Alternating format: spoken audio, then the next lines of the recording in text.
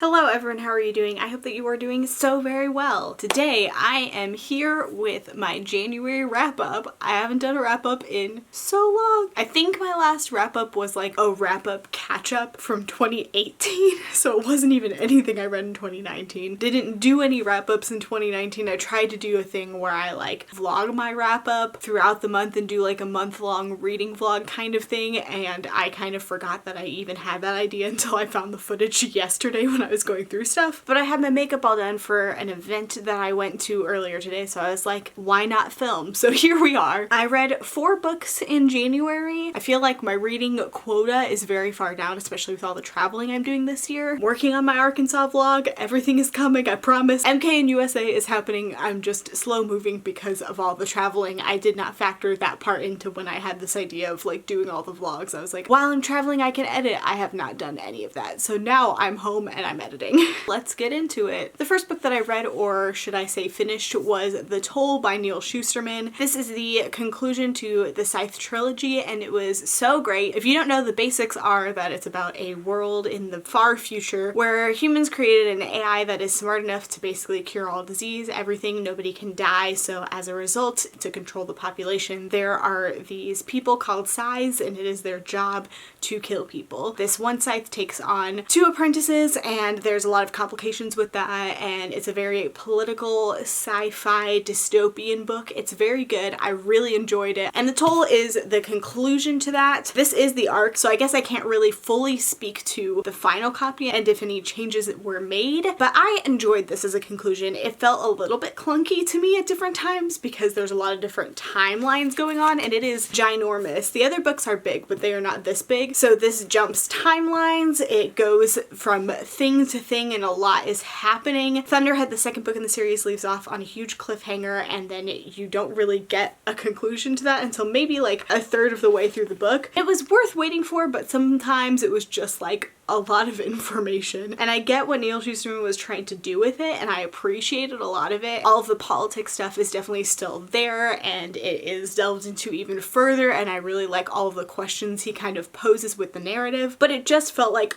a lot to me. I love the other 2 a lot more. I think Thunderhead might be my favorite one. It was a good conclusion, just not my absolute favorite. I gave this a 4 out of 5 stars. Next up, I read Recursion by Blake Crouch, and I listened to the audiobook of this on Scribd, and it's no longer on there, so sorry about that if you are trying to find it to read. I don't know what happened and why the audiobook isn't on there anymore, but that's where I listened to it. The basics of Recursion is it is about 2 different characters. It's mostly about Helena and this chair that she is trying to create that can record your memories and revisit them anytime you want, but it ends up becoming more than that. And it's also about a cop named Barry who kind of finds himself stuck in the middle of all this. I feel like saying any more than that is pretty spoilery to what actually happens, and it's kind of a reveal like a third of the way through the book that you don't know is going to happen because you go back and forth between journals and then Barry's point of view before really jumping into the full story. I read this for my book club. It's a very sci-fi ebook. I enjoyed it. Like, I liked it. It was a good book. It was a good fun read, but I didn't like love it. Towards the end it just got to be a lot. If you've read Recursion, you want to talk about it, put your spoilers under the cut. It was really interesting and intriguing, and then it just got to be a lot, and that's all I know what to say about it. The characters were interesting enough. It wasn't like it compelled me in any kind of way. I didn't latch onto these characters. I was rooting for them, but I didn't like find myself super attached to them. The audiobook was pretty good and easy to follow, and I enjoyed that. It was 2 narrators, so Barry's point of view had a male narrator and Helena's point of view had a female narrator, so that was really good. I liked that all-encompassing kind of audiobook, even though it wasn't technically like full cast. It just felt better for the story to have those 2 narrators. Really enjoyed that. It was good, just not my favorite. I gave this a 3.5 out of 5 stars. Next up, I read The Starless Sea by Erin Morgenstern. I'm so ready to talk about this book. I'm so excited. This book follows a student named Zachary, and when he is perusing the library, he picks out this book, starts reading reading it and then reads a story that he is in. It's a story of his life, of his childhood, in a book full of other different stories, and he's like, what's happening? His mind is blown, and he tries to figure out why his story is in this book, and it leads him down a very winding path of a lot of different circumstances that are all wild in their own way. Don't want to say more than that because I feel like it's better to go in just knowing the very basics about this book. Oh my gosh, this freaking book. It's so good. I love Erin Morgenstern. I love how she can write a bunch of seemingly random events and a lot of weird things that all don't really go together, but they all tie together at the end. She's so good at that. It doesn't feel like The Night Circus in terms of ambiance, but the writing style is similar in that there is a lot of like, here's where you are and this is what it feels like. And she's really good at putting you in that world, in that scene. I've heard this book called A Love Letter to Storytelling, and that is very true. It's a lot about story. It's a lot about fate and the choices that we make and what fate actually means. It's so freaking good. I love the cast of characters in this. I love Zachary. I love the other characters that are introduced later that I feel like I don't want to say. It's also formatted in a very interesting way where Zachary picks up that first book and he also picks up other different books along the path of the story. So the format is like it tells a story from that book and then it goes into the narrative of Zachary's life, and then it'll tell a story and then go into the narrative and then tell a story and go into the narrative. I know there are some people who don't love Erin Morgenstern's writing style, but I am one of those people that absolutely adores it. So I loved it. I think it's phenomenal. I think it's so well written and I love how everything ties together. I just love her writing so much, and this definitely did not disappoint after Night Circus, which I absolutely adored. I feel like it does take a little bit for you to get into it. It took a bit for me to get invested in the story. I want to say maybe like 50 pages in is where I really was like, oh, yes, I want to know more. I feel like the whole mystery of his story being in that book, it does help drive the plot forward. It helps you want to know more about that mystery. I feel like that helps drive the first part of the story until you get to the real meat and bones and potatoes of the story, if you will. Overall, just loved it. It might be on my top books of this year because it's just so beautiful. I gave this book a 5 out of 5 stars. No surprise there. And last but not least,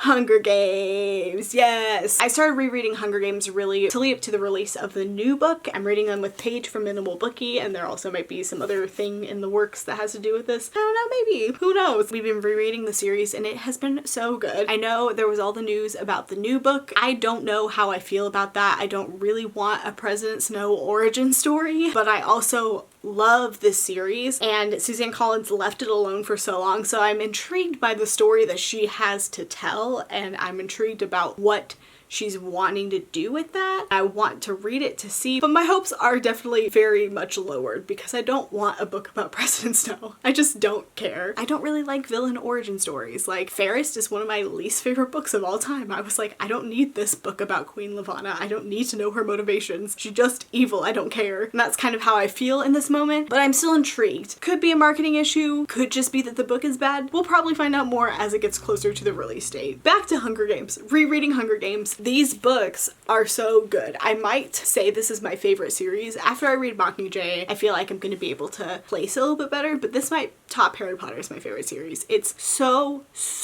good. Every time I reread Hunger Games, I am surprised how well it holds up. It started a huge dystopian trend. Like, everybody and their mother was writing dystopians, and then the market got saturated. Now we're kind of back to like being able to stand dystopians, I feel like. There's a reason it started the trend because it's amazing. I just love what Suzanne Collins does in these books, the commentary that she makes, how smart the writing choices she makes are. Different things that she does are just so well done. I love Peeta. Peeta's like my #1 boy forever. I loved him when I first read them. He is too pure for this world. He is like my ultimate soft boy, good guy, ideal, and he just continues to blow me away. He's just my precious BB, and I will love him forever. I really love Katniss as well. Like, all of her motivations and her character choices and the reasons she does things are so interesting. There's so much I could say about this book and how good it is and things that I love about it. And I also really love the movies. These as a set of like book to movie adaptations are so